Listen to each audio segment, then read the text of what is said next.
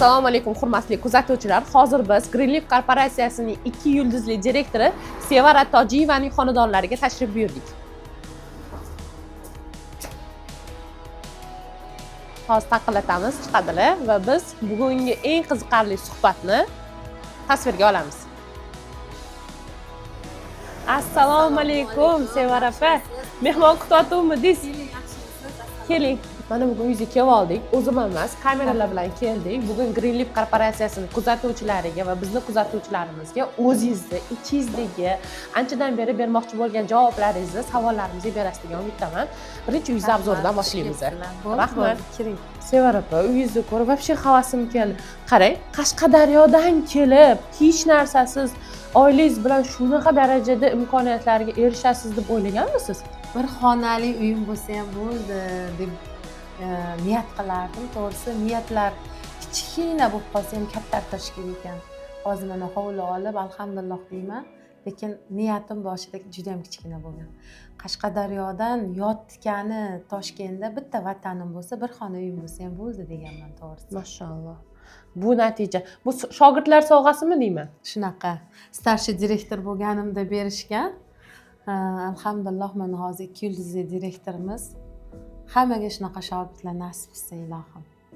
Buni siz bu kimga bu? Bu to'g'risini aytsam turmush o'rtog'im, farzandlarim bunga anaqa qilishadi. Men bir martami, 2 marta chiqdim xolos.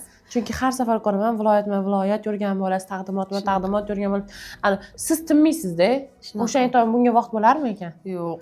Greenleaf direktorlariga bunga bemalol dam olishga vaqti bo'lmaydi. Mas'uliyat katta-da. 18 oyoqlab ishlash kerak. Chunki bizga ergashib kelgan katta armiya bor, ularni ham o'zimiz darajamizga chiqarib shunaqa hovlilar oldirishimiz kerak. Nasib qilsin, hammamizga nasib qilsin. Hammaga nasib qilsin. Endi suhbatga ketdik. Mayli. Chiqing. Rahmat.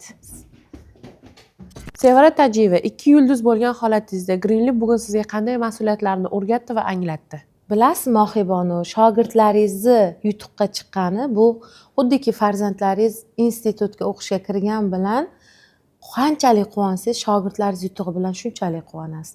Chunki ular statuslari yopishi, ular orzu maqsadlariga erishishi, ularni nima deydi, natijaga chiqishlari haqiqatdan ham ustozlik mas'uliyatiga yana bir xursandchilik qo'shadi deb o'ylayman. Siz bugun minglab insonlarga ustozsiz, lidersiz. Lekin siz o'zingiz qaysi ustozingizdan nima saboq olgansiz? Albatta ustozim Dilbar Usmonovadan juda ham katta insaytlar olganman. To'g'risi biz o'sha boshda boshlaganmiz Greenleafni. Boshida kelgan vaqtimizda mahsulotlar yo'q, marketing ishlaydi xolos. Podarkalar 7 oylarda keladi. Shu paytda ham ustozni mana shu joyda biz uchun turib bera olishlari va mana shu biznesni O'zbekistonga qonuniy qilish uchun juda ham kurashuvlarini ko'rib o'zim guvoh bo'lganligim uchun ustoz mana shunaqa bo'lish kerak ekan deb o'zimga o'sha insonni shijoatlarini, orzulariga erishish yo'lidagi maqsadlardan qaytmasliklarini o'zimga kopiya qilib olganman deb. Shunaqa. Sevara Tojiyeva pul va qadriyat bir joyga birlashganda nimani tanlaydi? Albatta puldan ham ustunroq bizda qadriyat turadi, chunki insoniylik bor, komandani oldidagi mas'uliyatingiz bor. Pul, men o'ylaymanki, bu shunchaki vosita. Inson yaxshi yashash uchun vosita deb o'ylayman. Insonni oldidagi qadriyatlari, insoniylik qadriyatlari bu o'ta muhim jarayon deb o'ylayman. Daromadingiz oshgan sari, hayotingiz yaxshilangan sari fikrlashingiz, dunyoqarashingiz, munosabatlaringiz o'zgardimi? To'g'risini aytsam, bilasizmi, bitta narsa doim o'ylayman-da, masalan, ustozim Dilbar Usmonovaga boy bo'lish, masalan, qanaqa biz qachon bilamiz millioner bo'lganimizni desam, bitta oilangizga bitta mashina bersa, demak siz millionersiz degan gaplari menga juda ham ta'sir qilgan. Haqiqatdan ham o'sha pullarni olyapmiz, lekin men o'ylaymanki, meni u pul o'zgartirib yubormadi deb o'ylayman. Chunki hali ham o'sha oddiylik, samimiylik, shogirdlarga yordam berish, o'sha nima deydi, boshliqni yoqib olmaslik va o'sha shogirdlarim ham men olayotgan daromadni olishlarini astoydil yuragimdan xohlaganim uchun pul meni o'zgartirmadi deb o'ylayman, lekin orzularim haqiqatdan ham amalga oshdi. Bu bu biznesda mana uy oldik, mashina oldik. Hozir mana turgan joyimiz ham, uyimiz ham hovli. Uy buni olishda man judayam bilasizmi, hozir o'zizga ham aytib berdim. Mana shu uyi eshigini tagidan o'tib ketayotgan vaqtimda kirib bitta ko'raychi deb mana shu uyga qolib ketganim. Mana shu uyda orzuyimdagi uy ekanligini ko'rib man yanayam Greenleaf'da orzular amalga oshishini o'ylab, his qilib olganimdan keyin bilasizmi, man yanayam patologlarim ochilib ketgan. Bu imkoniyatni har bitta insonga berish kerak. Bu imkoniyatdan har bitta inson foydalanishi kerak deb o'ylayman. Komandani pul bilan sotib olsa bo'ladimi? Siz ishonchni qanday qurasiz?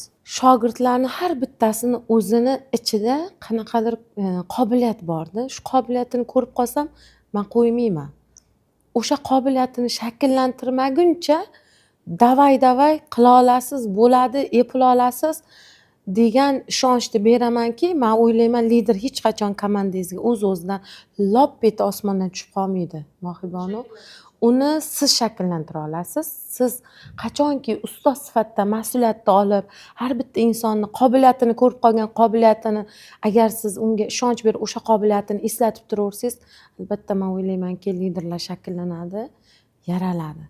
Unga ustozlik kuchi juda ham kerak bo'ladi. Ustoz bo'lishning eng og'riqli tomoni nimada? Shogird ketib qolishidami yoki uni rivojlantira olmasligingizdami?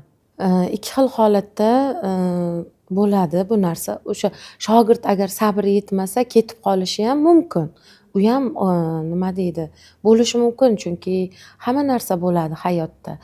Lekin agar sabr qilsa, albatta kuchli ustoz bo'lsangiz, uni imkoniyatlarini va qobiliyatlarini shakllantira olasiz deb o'ylayman. Bugun siz qabul qilgan qaror minglab insonlarning hayotini o'zgarishiga sababchi bo'ldi. Bu sizga mas'uliyatni oshirdimi yoki charchoq berdimi? Bu sizga to'g'risini aytsam juda ham kuch bag'ishlaydi. Chunki insonlar hayotini o'zgartirish hammani ham qo'ldan kelavermaydi.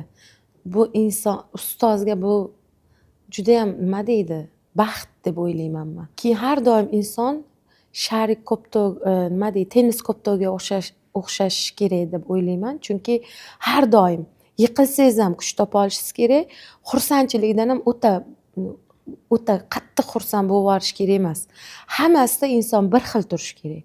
Agar siz o'sha xursandchilikdan ham, kayfiyat tushib ketishidan ham, shogirdlar ketib qolishidan ham agar siz ustoz sifatida o'zingizni buzmasdan tursangiz, bu shogirdlarga namuna bo'ladi deb o'ylayman. Sevara Tajiyeva motivatsiyani qayerdan oladi? Puldanmi, natijadanmi yoki shogirdlar ardog'idanmi? O'zimga ham Mohibonu ayrim paytda shu savolni beraman, to'g'risi.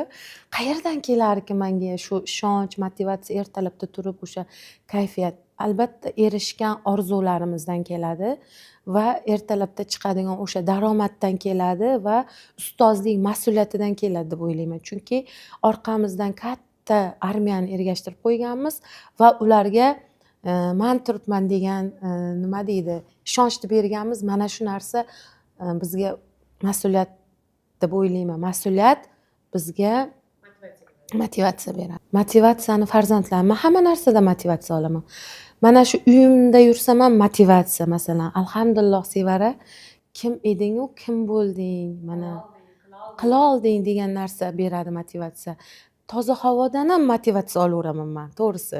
Tashqariga chiqibchi, mana balkonimdan tashqariga qarayman, motivatsiya olaman. Tirikligimdan motivatsiya olaman. Ertalabki bomdod namoziga uyg'otganidan, sog'ligimdan, farzandlarim tinchligidan motivatsiya olaman. Jigarlarimning sog'ligidan motivatsiya olaman. Bizga berilgan imkoniyat-ku bu, nima uchun qilmasliging kerak deymanda, to'g'risi. Menga sizni nima deb tanishtirishgan bilasizmi? Avariya bo'lganda ham xarid olgan qiz deb tanishtirishgan. Mashinam ko'zimning oldidan o'tmaganda. Bugun olgan xaridim ko'zimning oldidan o'tgan, ertaga uni pulini aqlab berishim kerak deganman-da. Bo'lmasam butun boshli mashina turibdi, o'zim sog'ligim, jonim turibdi. Muhimi tiriksan-u deyapman-da. Muhimi tiriksan, o'lib qolmading. Hayot davom etadi degan narsa bo'lganda. Nimalar gayilarga qaramagansiz, mashina ahvoliga qaramagansiz. Yo'q. Hamma mashinani ko'tarib yotibdi. Mani anaqa ushlab ko'ryapti, abag'larim sog'lommisan, tirikmisan, deb mashinani yumalab yotibdi, oyog'i osmondanda. Hamma mashinani ko'tarib yotibdi. Anaqa chiqaraylik deb. Lekin men mashina ko'zimni oldidan o'tgani yo'qda. Kuni kecha bugun olgan xaridim, qo'limda ikkita xarid turibdi-da. Ertaga uni pulini naqlab berishim kerak. Ko'rasiz, ertaga pulingiz naq chiqadi joyizda deb aytib keldim-ku. O'sha narsa o'tyaptiki, hozir bugun xarid tushirmasam, Sevara yolg'onchi ekanda, ertaga menga pul chiqadi deb aytuvdi degan narsa miyamni oldidan o'tib, telefon qilyapman, chekib o'tib, ustoz mashinam, yana ustozim ham anavi vahima qilib yubormasinlar, u kishim ham mani emotsiyamga kirib ketmasin deb yig'lab, ustoz mashinam yumalab ketdi deyishga qo'rqib, ustozimga ham o'tib ketmasin bu emotsiyalarim deb, ustozimga ham sekingina mashinamni urib oldim, ustoz. Ikkita registratsiyam bor edi, shuni o'tkazib bering deganman. O'tkazib bersin, Boburjonga ayting deganman. Voy, ehtiyot bo'lsangiz bo'lmaydimi, Sevara deganlar. Unaqa darajada avariya o'ylamagan. Deb o'ylamaganlar, lekin ana mashinani turg'izguncha men rasmga olganman-da. Kelganimdan keyin o'zim bosib olib ustozga, "Ustoz, mana bunaqa bo'ldi bugun mashinam" desam, "Voy, Sevara, tirikmisiz?" deganlar. Shu paytda Siz uchun ideal komanda qanaqa? Kuchli professional insonlar yig'ilgan joymi yoki qadriyati baland insonlarmi? kuchli professionallik ham bu joyda juda ham kerak, chunki o'ziga bo'lgan ishonch bo'lmasa komanda yurmaydi. Lekin qadriyatlarni ham unutib qo'yish kerak emas. Agar bugun sizdan hamma imkoniyatlaringizni olib qo'ysa va faqatgina bittagina qadriyatni tanlab bersa, qadriyat orqali rivojlangan bo'larmidingiz? Boshida ham aytganman-da, Sevara, shuncha ishni qila olgansan. Shuncha qiyin ishlarni qilib ko'rding. Buni ham qila olasan, Xudo xolasa eplay olasan. Sen kuchlisan degan savol anaqani berganman o'zimga, maqsadni qo'yishdan oldin, biznes boshlashdan oldin. Albatta, har bitta inson tirik ekan, yo'lida yana davom ettirishni bila olish kerak. Yiqilsa albatta tizzalarini qoqib turishni o'rganish kerak. Yotib olgandan foyda yo'q. Baribir yotib olsangiz ham o'sha hayotingiz davom etadi, turib yana yursangiz ham hayotingiz yana davom etaveradi. Shuning uchun hech qachon pulga, moliyaga, muvaffaqiyatga inson o'zini bog'lab qo'yish kerak emas. Bu siz uchun vosita. Lekin siz hayotda muhimi tiriksiz, yashayapsiz va davom etasiz. 5 ta savol beraman, o'ylamasdan miyangizga kelgan fikrlaringiz orqali javob berasiz. Birinchisi, pul maqsadmi yoki vosita? Pul vosita, Ustozlik mas'uliyatmi yoki chaqiriq? mas'uliyat, Komanda kuchmi yoki sinov? sinov, Bir so'z bilan Greenleaf sizga nima berdi?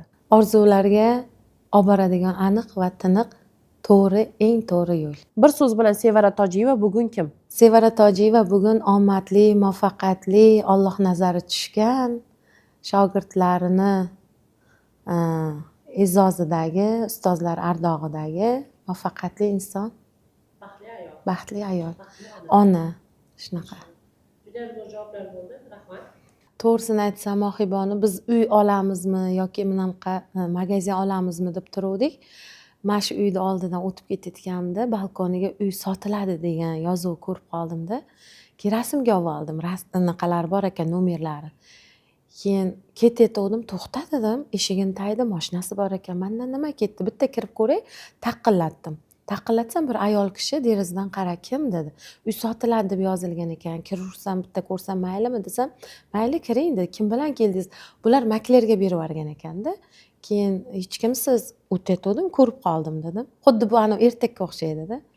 Keyin kirib, ishoning, men o'zim ham shokka tushib qolganman, chunki bu uyni men OLXdan sotiladi degan narxini ko'rgandim. $620,000 turgan edi. Tapchanidan tanib qolganman. Hovliga kiraverishda tapchani ko'rdingizmi? O'sha qizil gilamlari bilan. Juda ham men haqiqatda ko'rgan, kutgan hovli bo'lgan bu. 2 soat chiqib keta olmaganman uydan. Aylanib yurganman, xo'jayinim chaqirganman. Keling, bitta ko'raylik deyapman, lekin uyda egasi narxini oshirib yubormasin deb yozyapman. Dadasi, lekin menga hovli juda ham yoqdi. Bitta ko'ring-da deganman. Keyin farzandlarim, aya hali uy olish, bizga hovli olish kela olmayapsiz-ku. Domimiz ham katta. Mana shu aynan Greenleaf orqasidan men birinchi uyim bu Olmazor rayonidan, Medgaradogdan 2 etajli hovli domimiz ham bordi. O'sha joyda yashab tur. Endi kela olsa ham bo'ladi u joyga, lekin farzandlarimga aytganman agar yoqmasa uy mayli yashayveramiz magazin olamiz o'g'lim deganman. Keyin kelib bolalarim ham uy tanlab ketishgan. Men bu xonaga yotaman, men bu xonaga yotaman. Keyin bolalarimni o'zi mana 1 yil bo'libdi. O'tgan yil shu paytda edi. Rosa 1 yil bo'ldi. Yangi yil tagi. Yangi yilni biz mana shu uyda kutamiz deganmiz, lekin uyni egasi bo'shatib bermagan. Biz martda keyin bu uyga kirganmiz. Lekin o'tgan yili dekabr oyida mana shu uyni olganmiz. Lekin maqsadlarimga ham xuddi shu hovlini tasvirlab yozgan ekanman. Yozgi basseyni qishki basseyni bo'lsin deb keyin o'sha nima deydi hovlilarigacha so'tig'igacha yozganman 4 so'tig' deb 4,5 so'tig' bo'lgan 3 etajli deb yozganman bu 4 etajli hovli bo'lgan shunaqa o'sha men kutgandek men xohlagandek har bitta spalnyani o'zini sanuzelari bo'lishini xohlaganman haqiqatda shunaqa hozir farzandlarimiz bilan judayam baxtli yashayapmiz. Hamma Greenleaf'dan o'z orzu maqsadlariga erishsa bo'larkan, harakatdan to'xtashmasin, albatta natija qilishadi. Doimiy bo'lish kerak. Har kuni nimadir o'zini ustida ishlab, liderlik kачестволарni ham oshirib, biznesda o'sha taklif, taqdimot hammasini xarid, обученияni qilib, o'zlarini ustida ishlab, kuchli ustoz bo'laman deysa, maqsad qo'ysa albatta erishadi. Maqsadlar yozilsa amalga osharkanmi? Albatta, juda ham ko'p. Men birinchi kichkina maqsadim o'g'limni noutbukidan boshlaganman. O'g'limga noutbuk olib beraman deb. Bu amalga oshganidan keyin katta orzular qilishda qo'rqmaganmiz. Hozir orzularimiz juda ham katta. Xudo xohlasa ustozimiz Dilbarxonim Usmonovadek Dubaylardan uy olish maqsadimizga kirgizib qo'yganmiz. Xudo xohlasa tez kunlarda amalga oshishini ishonamiz va Xudo xohlasa harakatdan to'xtaganimiz yo'q.